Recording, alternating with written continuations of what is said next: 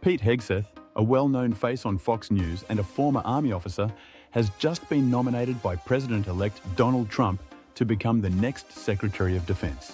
Now, this news has sparked immediate reactions across the political and defense world, with some hailing it as a bold choice and others raising major red flags. Hegseth is a veteran who served in Iraq, Afghanistan, and Guantanamo Bay. He's won 2 Bronze Stars, and his experience on the battlefield is undeniable. But what's got people talking is the fact that he's known more for his media presence and political commentary than for any significant experience in defense policy or global strategy, 2 areas that are crucial for the role of Defense Secretary.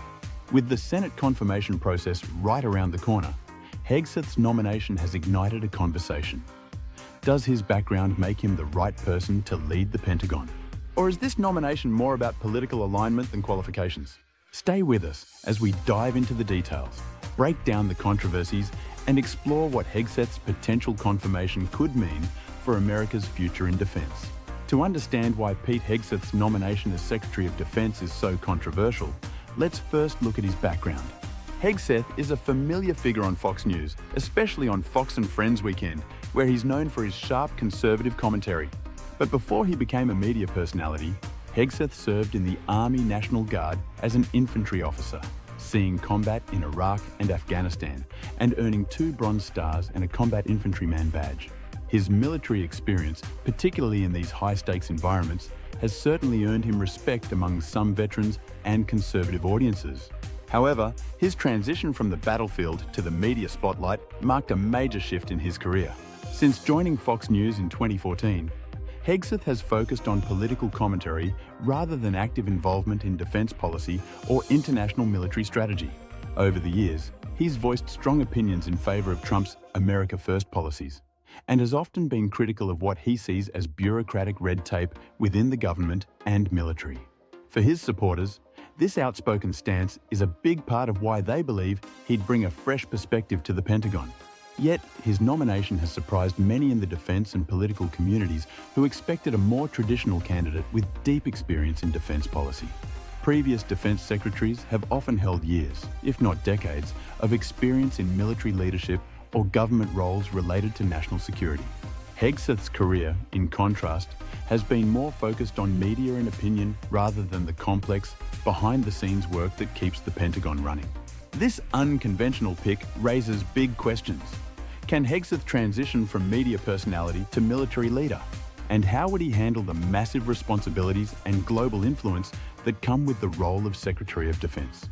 The answers to these questions aren't clear, and that's exactly why his nomination has become such a talking point. So, what's at stake? And what could a Hegseth-led Pentagon look like? For many conservative allies, Pete Hegseth's military background and his support for Trump's America First stance make him an appealing choice to lead the Pentagon. As an Army infantry officer, Hegseth was deployed to some of the most volatile regions in the world, gaining first-hand experience with the realities of combat. Supporters argue that this perspective is essential for a defense secretary, and they believe his approach to military leadership isn't weighed down by what they see as bureaucratic norms that have traditionally shaped Washington's defense policies. Beyond his combat experience, Hegseth's vocal stance on reforming the military and reducing inefficiencies resonates with those who feel the Department of Defense could be streamlined.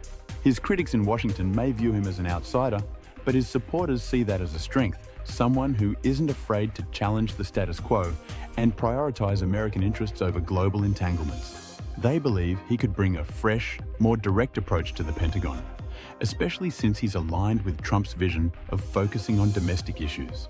At the same time, Hegseth's ability to communicate effectively is seen as another asset.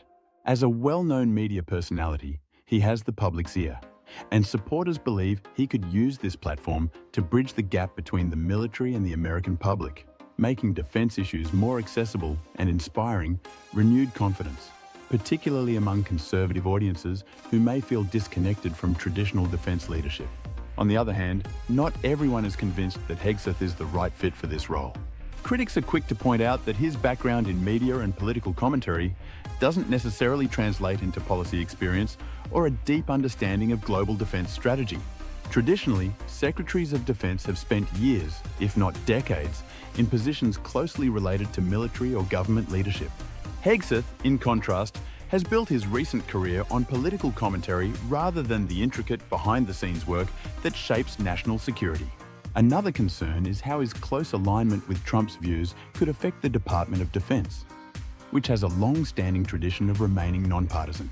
Critics argue that appointing someone so politically vocal could risk injecting partisanship into the Pentagon, potentially shifting its focus from objective defense goals to a more ideologically driven agenda. This fear is amplified by Hegseth's frequent criticism of government bureaucracy, leading some to worry that his appointment could compromise the department's stability and continuity. Furthermore, there's the question of how Hegseth would handle relationships with international allies. Maintaining global alliances is a key part of America's defense strategy, and skeptics are concerned that Hegseth's lack of experience in diplomatic or strategic roles could strain these relationships, especially if his focus remains on Trump's America First priorities. These concerns are likely to take center stage during Hegseth's Senate confirmation process, where he'll need to address questions about his experience, his vision for the military, and his ability to handle the Pentagon's vast budget and global responsibilities. He'll need to show that he can transition from media personality to strategic leader and convince skeptics that he's ready to take on one of the most demanding roles in the government. If he's confirmed, Hegseth could bring a significant shift in US defense policy. He's likely to emphasize domestic interests, which may mean scaling back on some overseas engagements that don't align with Trump's agenda. This could lead to a reduced US presence in regions like the Middle East, where America has been heavily involved for years without seeing a clear payoff in terms of national security. At the same time, Hegseth's passion for veterans issues and military reform might lead to more focused attention on the needs of service members and their families. He's long advocated for improving the way veterans are treated, and this could resonate strongly with a core segment of his supporters. The key question remains: can Pete Hegseth's strengths, his combat experience, communication skills, and commitment to reform outweigh his limited policy experience? And if he does take charge of the Pentagon, how might his leadership reshape the future of US defense? The upcoming Senate hearings will be crucial in determining whether Hegseth is ready for the challenge, and the nation will be watching closely to see if he has what it takes to lead the military in this new era. One of the clearest examples of how Hegseth's leadership could differ from past defense secretaries is his stance on foreign military involvement. During his time on Fox News, he's been vocal about prioritizing American interests over what he views as endless wars overseas. This perspective aligns with Trump's America First agenda and suggests that Hegseth might support a reduced US presence in regions like the Middle East. For instance, instead of continuing large-scale military operations, he might favor a more limited approach focused on protecting immediate US interests. This could lead to significant changes in how America engages with global conflicts, potentially pulling back from some long-standing commitments in favor of a more targeted, defense-oriented strategy. Then there's the issue of military spending and reform. Hegseth has frequently criticized what he calls waste and inefficiency in the Pentagon's budget. If confirmed, he might push for reforms aimed at cutting down bureaucracy and reallocating funds toward areas he sees as more impactful, such as modernizing technology or increasing support for active duty service members and veterans. For example, instead of channeling funds into broad international efforts, Hegseth could prioritize domestic defense projects and resources for military families, addressing areas that he feels have been neglected. Finally, Hegseth's approach to veterans affairs could mark a shift in focus. Throughout his career, he's advocated for better treatment and support for veterans, often pointing out gaps in healthcare and mental health services.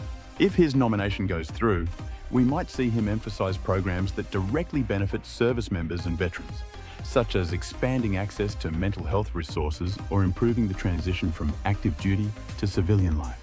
For veterans struggling with PTSD, for instance, this focus could mean greater availability of specialized services and support networks.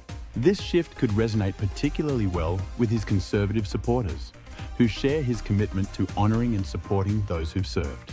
These examples give us a glimpse of the direction Hegseth might take as Secretary of Defense. But the real question is whether his unconventional background will help him bring a fresh perspective, or whether it will limit his effectiveness in one of the nation's most demanding roles. So, what's the deal with Pete Hegseth's nomination as Secretary of Defense? It's clear that Hegseth brings a unique combination of military experience and media savvy, along with a commitment to reforming the Department of Defense in alignment with Trump's America First vision. His supporters see him as an outsider who could shake things up, refocusing America's defense on domestic priorities and veterans' issues. But critics argue that his limited experience in defense policy and his close alignment with Trump's politics could pose serious risks to the Pentagon's stability and international relationships. As his Senate confirmation approaches, the stakes are high. If Hegseth is confirmed, his leadership could redefine US defense policy, potentially shifting America's military focus away from overseas engagements and toward issues at home. But whether he'll be able to meet the demands of this massive role, or if his nomination is simply too unconventional, remains to be seen. What do you think? Is Pete Hegseth the right choice to lead the Pentagon? Or is this a risky move for America's defense? Let us know your thoughts in the comments below. And if you're interested in staying updated on this and other major stories, don't forget to subscribe to our channel. Thanks for watching, and we'll see you in the next video.